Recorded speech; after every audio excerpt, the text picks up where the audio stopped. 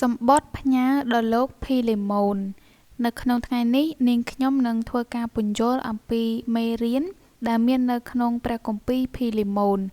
ហើយនៅក្នុងនោះគឺមានចំណុចសំខាន់ដែលនិយាយអំពីអូនេស៊ីមគាត់បានក្លាយជាមនុស្សថ្មីសម្បត្តិទៅភីលីម៉ូនគឺជាសម្បត្តិឯកជនមួយពីសាវកប៉ូលដែលសរសេរក្នុងលក្ខណៈជាសម្បត្តិដែលគាត់ត្រូវបានឃុំខ្លួននៅទីក្រុងរ៉ូមភីលីម៉ូនគឺមានជំនឿជឿលើព្រះយេស៊ូវតាមរយៈលោកប៉ូលដែលគាត់បានយកផ្ទះរបស់គាត់ធ្វើជាព្រះវិហារ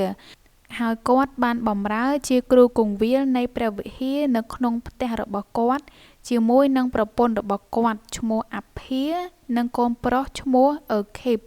គាត់មានអ្នកបម្រើម្នាក់ឈ្មោះថាអូនេស៊ីមដោយអ្នកបម្រើនោះបានលួចលុយរបស់គាត់ហើយក៏បានរត់គេចទៅកាន់ទីក្រុងរ៉ូមនៅពេលនោះអូនេស៊ីមក៏បានជួបប៉ូលដែលស្ថិតនៅក្រោមការឃុំខ្លួននៅក្នុងគុកហើយបានលើដំណឹងល្អតាមរយៈប៉ូលពេលនោះជំនឿរបស់អូនេស៊ីមបានរីកចម្រើនហើយគាត់បានក្លាយជាមនុស្សថ្មីនៅក្នុងព្រះគ្រីស្ទដូច្នេះប៉ូលក៏បានសរសេរសម្បត្តិមួយច្បាប់ទៅកាន់ភីលីម៉ូន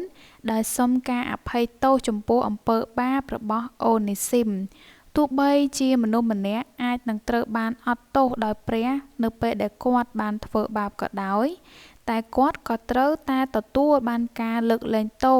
ពីមនុស្សដែលគាត់បានធ្វើបាបដែរដូច្នេះប៉ូលក៏បានផ្ញើសម្បត្តិនេះដោយសង្ឃឹមថាភីលីម៉ូននឹងអត់ទោសដល់អូនេស៊ីមចំពោះអំពើបាបរបស់គាត់